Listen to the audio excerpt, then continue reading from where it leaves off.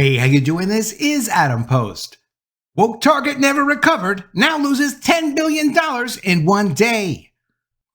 Remember Target? Remember they decided they were going to push an LGBT agenda on Pride Month? They would stock their stores full of 2,000 different, literally 2,000 different items. Not different sizes and whatnot, different items.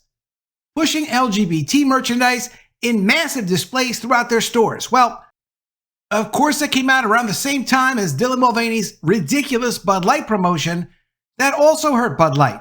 But one thing about Bud Light, at least all they did was put some pictures of Dylan Mulvaney on a can that they never really distributed.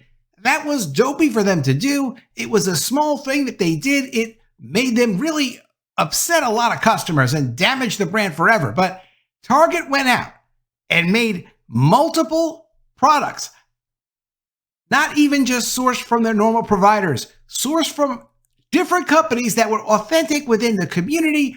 This was a massive effort they did. All the while, knowing that inflation was there. Knowing that all the while they needed to be competitive with Walmart. Like, competing with Walmart is actually quite difficult. They weren't focused on that, though. They were focused on pushing an agenda. Boy, their customers weren't happy. And now when people go to Walmart, they're happy. When people go to Target, many of us think twice if we go to Target at all. And here's the result from CNBC. Target shares plunged 20% after discounter cuts forecast posts biggest earnings miss in 2 years. What's a 20% plunge of shares actually like? Is that kind of a big deal? Well, look, shares do go up and shares do go down. 20% is like a going out of business sale. They're not going out of business, but this is a massive, massive damage to their company. It's more than a $10 billion loss, and it took place all in one day because they can't earn the way they said they could earn. They're missing their estimates. They've also had to lower their annual profit estimates because the last quarter was just so bad. It's not just the LGBT merchandise. Again, though, it's not just that they put that stuff out like the Dylan Mulvaney slap a face on a can and pay a transgender influencer a couple of $100,000 or whatever it was they exactly did. It wasn't like they reoriented their business to do a Dylan Mulvaney promotion. Target, though, is different. Multiple displays, way too much merchandise, all in the face of their customers and something they really couldn't take back. The Bud Light effect was falling to third place from first place in terms of beer brands. That's a loss of billions of dollars worth of value. Even if the immediate sales don't equate to billions, the value of the brand is what the brand can generate over the years. They've had the Bud Light brand since the 1980s, leveraged, of course, off of the Budweiser brand. They've also lost business with other brands they have. It's really been a disaster, but Anheuser-Busch is a big company with multiple brands. They've been able to go on with their business and do what they had to do for the most part, just to understand that they've permanently damaged the Bud Light brand. That has cost them money this year. It cost them money last year. It's going to cost them money years to come. It's not coming back. Target trying to fix their situation, cut back on their Pride collection, but it wasn't just Target cutting back on Pride collections. This had an impact on all retail industry pretty much everywhere, and not just in selling merchandise retail. Like, companies were not comfortable associating themselves with LGBT logos the same way they used to before the Bud Light and the Target fiascos. Coming from USA Today, expect fewer rainbow logos for LGBT Pride Month after Target and Bud Light backlash. And they're not coming back, not anytime soon. Now, Target, they know they compete with Walmart, a massive company. They know that Walmart has very effective distribution systems, incredible sourcing opportunities, like they can buy from vendors, they can buy directly from manufacturers, they can have their own product manufactured. Target has to always be super sharp if they're going to compete with someone like Walmart. Target actually had a pretty good idea. I like this idea. The problem is, why didn't they focus on this instead of focusing on producing 2,000 different LGBT items? This they eventually did put out, but it hasn't saved them. This came out in February of 2024 after the Target backlash with all of the LGBT merchandise.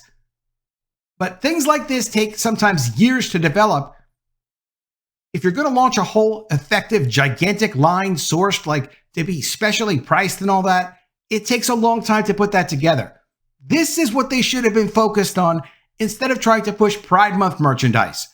From CNN Business, Target creates its cheapest in-store brand as consumers are squeezed. This in-store brand, deal-worthy. Again, I like the idea. I thought it was a great idea for them. Not only do customers who are being squeezed by inflation and pressured that they can't buy the things they want to buy because they don't have the money to buy them anymore. We've been getting crushed from inflation. Everyone in the United States and really the Western world has been crushed by inflation. Why not create a brand like Dealworthy and create a good customer relationship that you can service in an affordable way on an ongoing basis? They got plates, they got toilet paper, they got 400 different items. Yeah, I just said 400 different items.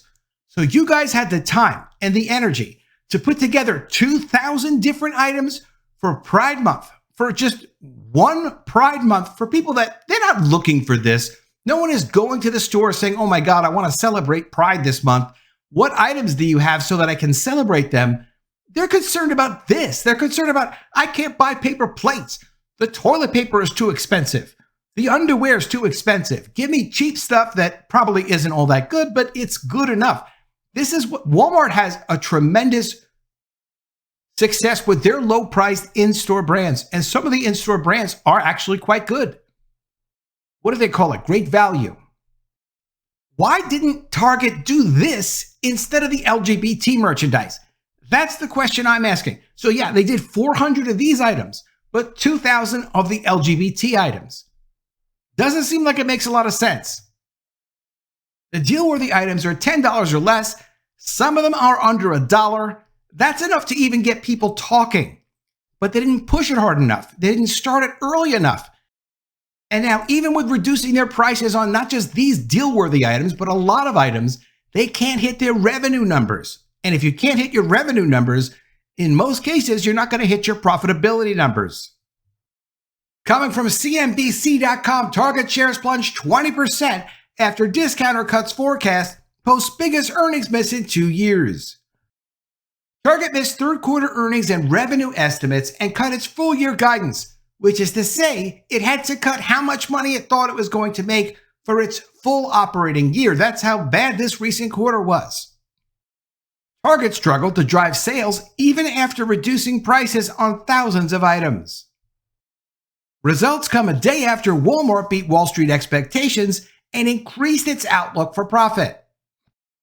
So it's not like someone isn't making money, it's just that Target's not making money. That's a mismanagement problem.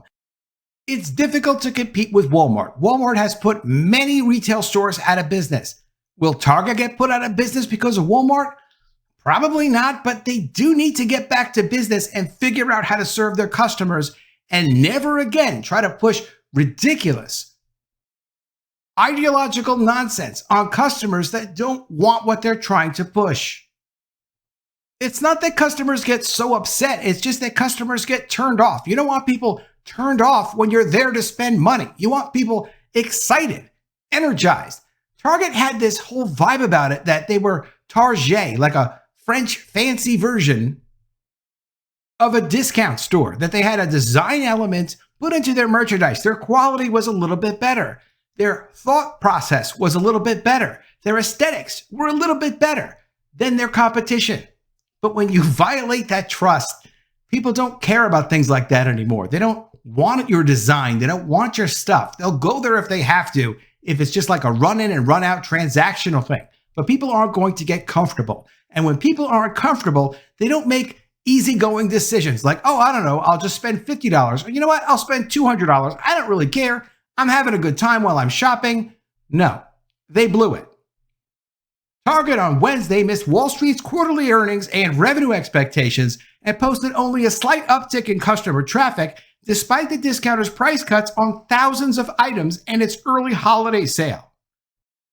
The big box retailer reversed course and cut its full-year profit guidance just 3 months after hiking that forecast.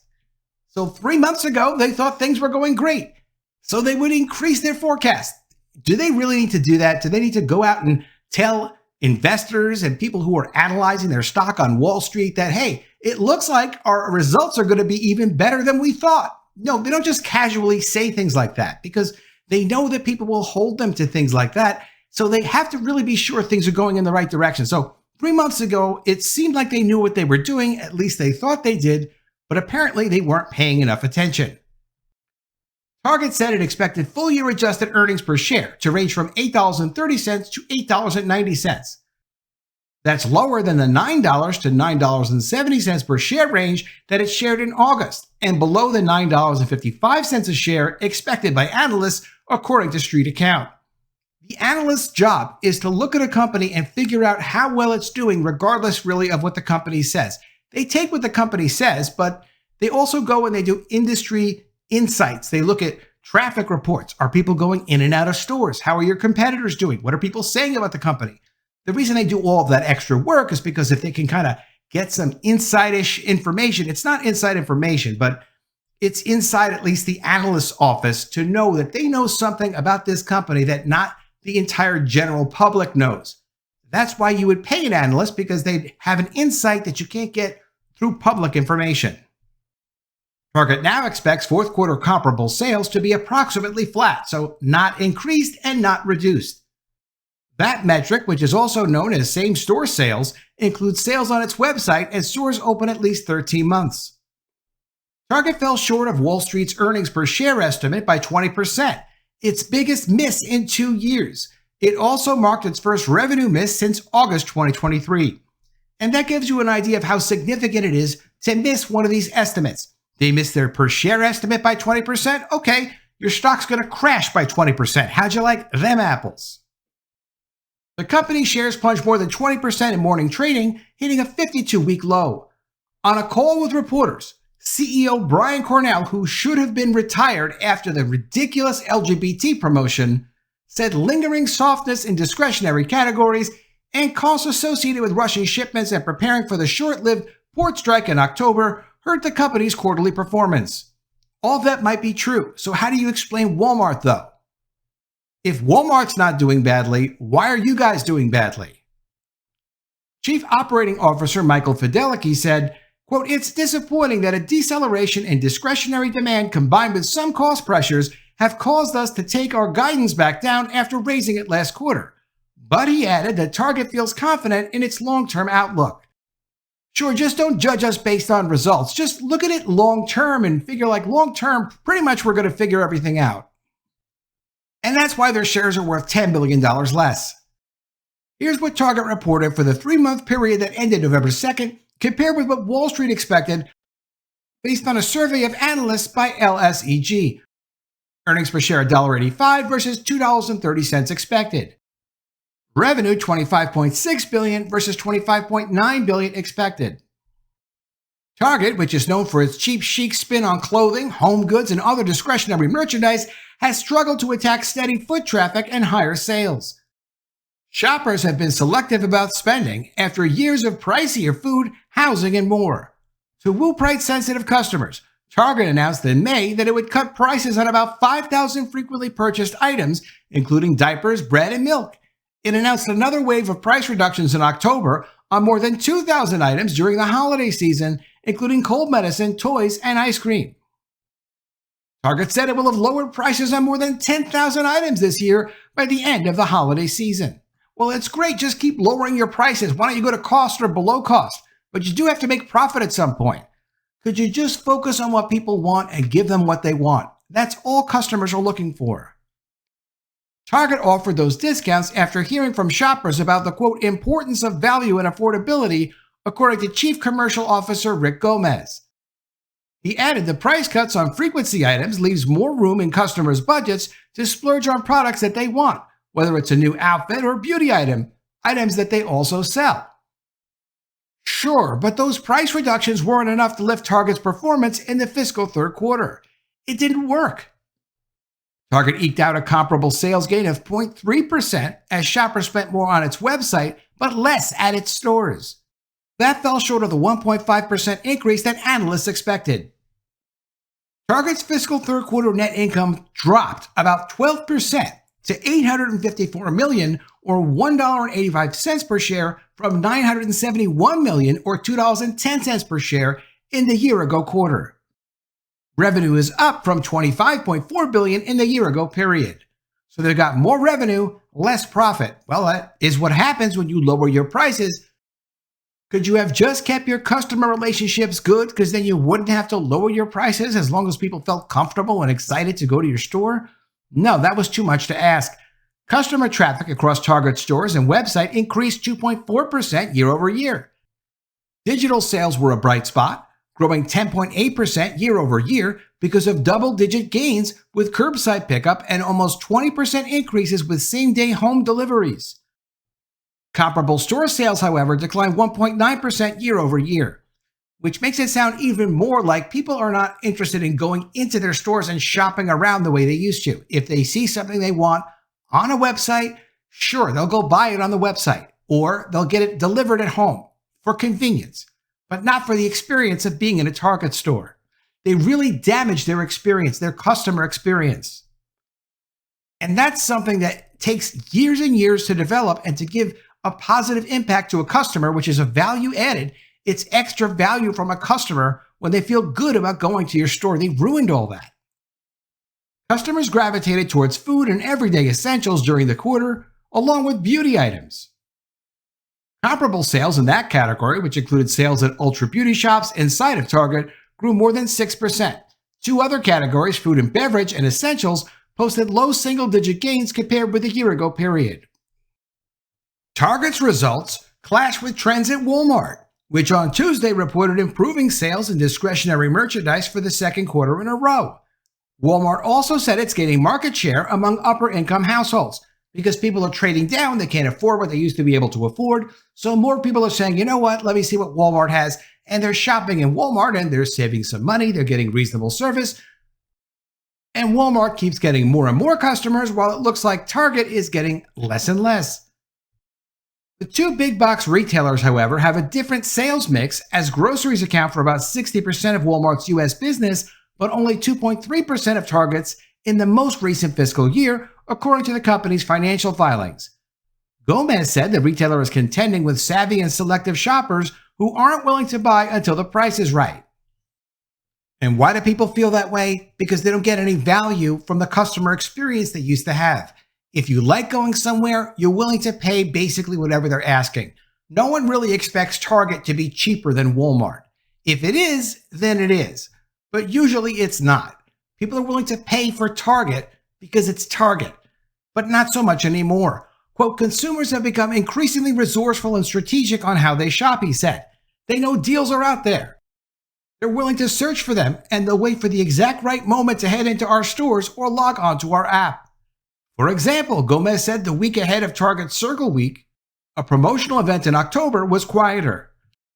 But it was the biggest Circle Week to date in terms of sales, and 3 million new members signed up for Target's loyalty program. Gomez said Target is seeing momentum when it offers eye-catching merchandise such as debuting new workout gear, pet accessories, seasonal flavors of food, and a fresh hair care line. Target said they also suffer from higher supply chain costs. As the company geared up for the port strike, which wound up lasting only a few days, Target rerouted and rushed shipments and loaded up on inventory to make sure it had the merchandise that it needed for the holiday season. Well, that came at a cost, he said. It meant we were fuller a little bit earlier in the quarter than we would have liked to be, and we're never quite as efficient when our buildings are full, but we felt like that was the right decision to really protect the guest experience. That's logical, and that makes sense. If their warehouses are absolutely full, it makes them difficult to manage. They can't get things when they need to get things. It takes more labor to have more people going through merchandise as they're tripping over merchandise that normally would not be in their warehouses. That's true. That's fine. It's a good explanation. Didn't Walmart have the same problem, though? So how do you guys say that you have these problems that are special for Target when Walmart is killing it on all of their numbers, but you guys are not? Target is in a competitive business, but it did have a well-established reputation where a lot of people talked about the company, they trusted the company, they went to the company regularly, they were interested in shopping in the stores, they had no problem with shopping on the websites. All of those things were good.